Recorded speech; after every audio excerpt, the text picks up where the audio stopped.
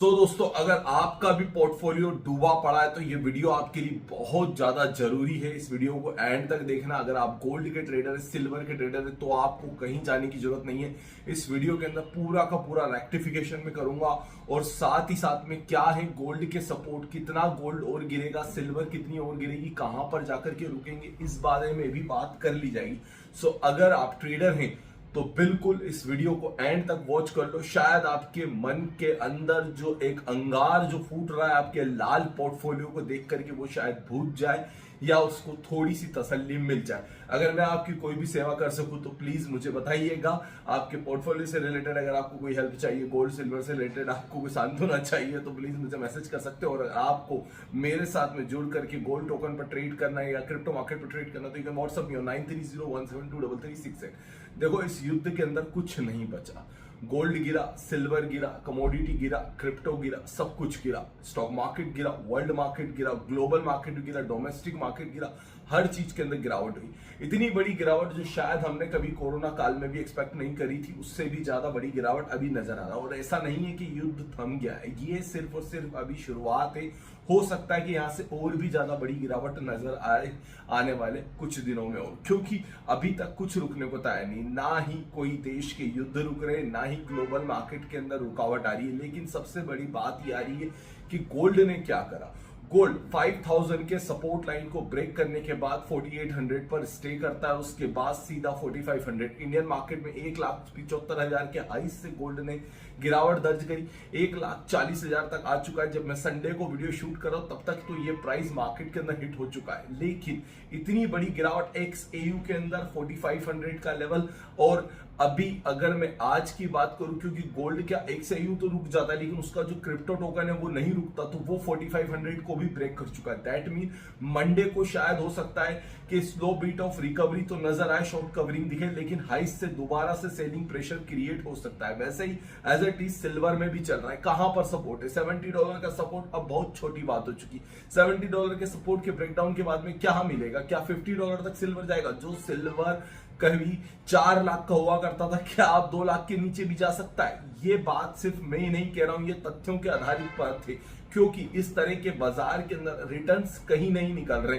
Returns ना निकलने की वजह से पब्लिक अपना कैश आउट कर रही है, और कैश आउट की वजह से ही बाजार के अंदर एक बड़ी गिरावट देखने को मिलती है। देखिए, सबसे बड़ी बात तो मैं आपको बता दूं, जब मार्केट ऊपर चल रहा होता है तो उसके पीछे के रीजंस क्या होते हैं, कभी उसके बारे में आपने सोचा है? देखिए, मार्केट को ऊपर ले जाने का सिर्फ और सिर्फ एक ही रीजन होता है, या तो इकोनॉमिकल ग्रोथ अच्छी, या फिर सेकेंडरी पब्लिक जो है वो रेट रेस को फॉलो कर रही है। अब यहां पर बात ही आती, क्या 2025 के अंदर इकोनॉमिकल ग्रोथ अच्छी थी? नहीं दोस्तों, पब्लिक रेट रेस को फॉलो कर रही थी। इकोनॉमिकल ग्रोथ उतनी अच्छी थी नहीं पूरे ग्लोबल मार्केट की। क्या यूएसए का मार्केट जो 50,000 USD तक डाउन चला गया, उसके ऊपर निकल गया, क्या वहां की इकोनॉमिकल रेट इतना अच्छा था? क्या डोमेस्टिक मार्केट का इकोनॉमिकल रेट अच्छा था? नहीं। रेट रेस की वजह से बाजार बढ़ा था। और रेट रेस के अंदर एक बात ध्यान रखना, जब भी फेयर फैक्टर आता नहीं, सारे के सारे चूहे जो रेट रेस में दौड़ रहे होते हैं, ये सब के सब बाहर हो जाते हैं। वेल्स तक बाहर हो जाती है, क्योंकि वेल्स को पता है कि अपने पैसे को आउट कहां से करना है। उन्होंने पैसा आउट करा था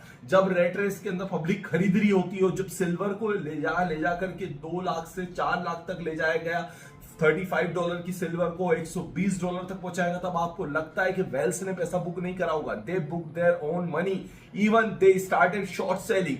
चाइना स्ट्रीट जैसे बड़े बड़े प्लेयर्स यार अब सिल्वर के अंदर एंटर कर चुके हैं, तो फिर कौन सी बड़ी बात है?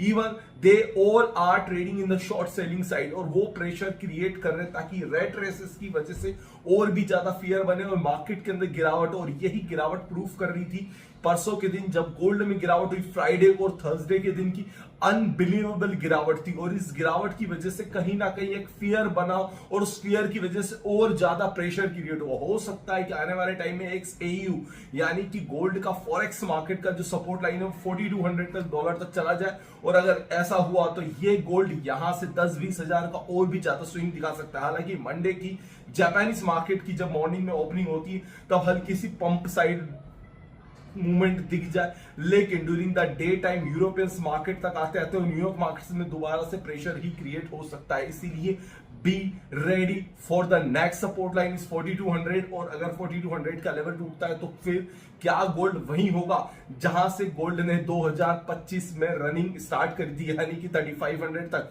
मैं ऐसा नहीं कह रहा हूं, बट हाँ, सिनेरियोस कुछ भी हो सकते हैं और ये कुछ भी मामला कहीं पर भी जाकर के रुक सकता है। इसलिए कीप आई ऑन $4200। रिकवरी का मूवमेंट तब तक नहीं है गोल्ड के अंदर जब तक गोल्ड 4800 के ऊपर स्टेबल नहीं होता। 4800 के ऊपर स्टेबल होगा उसके बाद ही रिकवरी, हल्के फुल्के पंप्स नजर आ सकते हैं, लेकिन हो सकता है कि हर पंप के बाद थोड़ी देर बाद जैसे ही बुल सेंटर होंगे एक बुल ट्रैप बनेगा और वापस से मार्केट स्विंग साइड होता हुआ नीचे की तरफ चला जाएगा। क्योंकि कई बार बीच बीच में अगर आप देखेंगे इस युद्ध के टाइम ड्यूरेशन के दौरान, तो आपको हर देश के मार्केट में, हर इंडेक्स में यही चीज नजर आ रही होगी कि बस हल्का सा मार्केट 1 या 2 दिन उठाया जाता है जिससे आप कॉल की पोजीशन एंट्री करते हैं या आप बाइंग की पोजीशन एंट्री करते हैं। आपको लगता है मार्केट के अंदर बस अब रिकवरी आ गई है, एंड देन उसके 2 या 3 दिन के बाद फिर से वापस औंधे मुंह धड़ाम, यानी कि आपके बाइंग प्राइस से भी 5-7% नीचे। यही होता है प्रीमियम मीटिंग्स, यही होता है बुल ट्रैप जोन, और यही होता है मार्केट के अंदर ट्रेडर्स को किल करना। इसीलिए मेरे पिछले 5 से 7 साल के एक्सपीरियंस के अंदर मैंने हमेशा ये बात देखी है कि जब भी बारिश का सीजन जा रहा होता है तो रुक रुक के बरसात जरूर आती है, लेकिन वो सावन का जाना ही होता है। इसीलिए ये बाजार का जो सावन था 2025 का,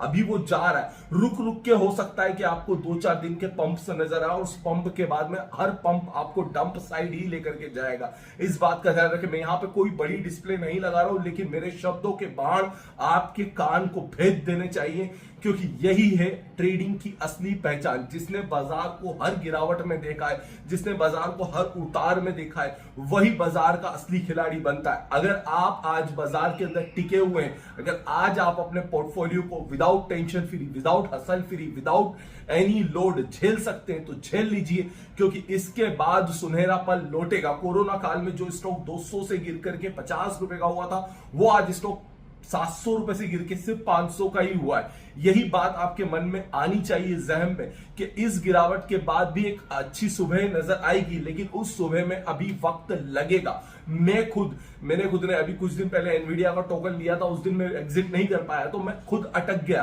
तो क्या करूं भाई, मेरे पास में एक अच्छा खासा स्टॉक टोकन पड़ा हुआ है, मैं उसको थोड़ी ना लॉस में कट करूंगा। I can handle that position if you are trading without the leverage, if you are trading without the huge money, तो आप अपने उसको हैंडल करो। अगर आप लेवरेज ट्रेडिंग करते हो तो फिर आपको नहीं रुकना चाहिए था विदाउट स्टॉप लॉस, क्योंकि हमेशा एक बात ध्यान रखो, इफ यू आर ट्रेडर आपके पास में स्टॉप लॉस होना चाहिए, इफ यू आर इन्वेस्टर आपके पास में टाइम होना चाहिए, if you are hassle free investor आप उसको लेकर के बैठ जाओ कुंडली मार करके वासु की नाक की तरह कि बस अब जब भी प्रॉफिट आएगा तभी मैं एग्जिट करूंगा, otherwise I am not going to exit my position in a panic condition.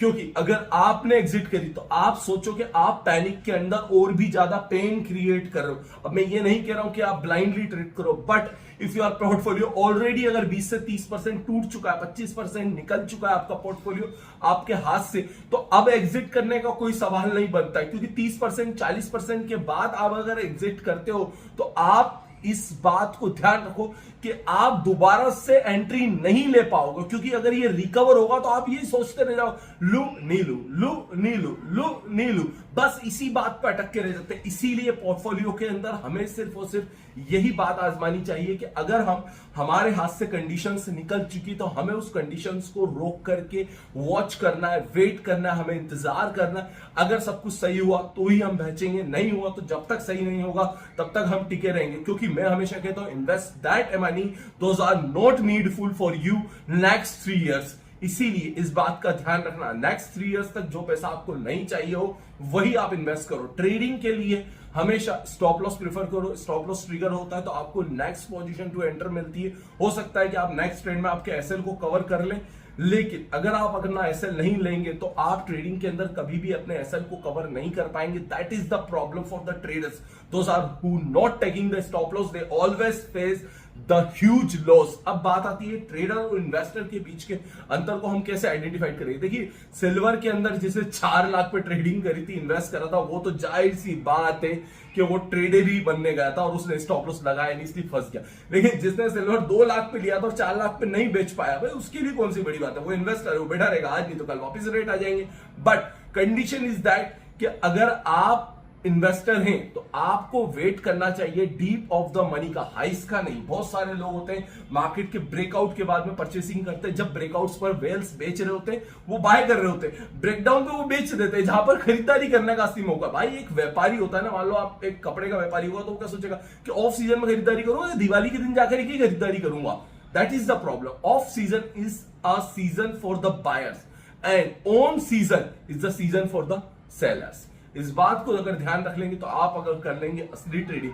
लेकिन अब मुझे पता है कि ये बातें सब कुछ कहने में बहुत आसान होती है, लेकिन प्रैक्टिकली इंप्लीमेंट करने में बहुत टफ होती है। इसीलिए मैं आपके लिए लेकर आया हूं मेरी तरफ से फ्री ऑफ कॉस्ट ट्रेडिंग का वो नजरिया जिसमें आप मेरे साथ में gold token, silver token, crypto tokens पर ट्रेड कर सकते हैं, और जहां पर मैं आपको 100% फ्री ऑफ कॉस्ट सिखाता हूं। तो उसके लिए आपको क्या करना है, 9301723368 मेरे नंबर पर मैसेज करके मेरे साथ में ज्वाइन हो जाना and you can start trading today. हाथ ज्यादा हिल गए थे क्योंकि जस्ट बिकॉज ऑफ पीछे कोई डिस्प्ले नहीं थी, तो सोचा कि बॉडी मोटिवेशन से मैं आपको कुछ मोटिवेट कर पाऊं और आप इस वीडियो को लाइक शेयर सब्सक्राइब करके मुझे मोटिवेट करें। इस बात का ध्यान रखें कि गोल्ड और सिल्वर जहां भी जाएगा हम आपके साथ हैं। सिल्वर हो सकता है कि आपको यहां से थोड़े दिन और भी ज्यादा पैनिक नजर आए, गोल्ड और भी ज्यादा पैनिक नजर आए, लेकिन every panic situation is a new situation for your trading.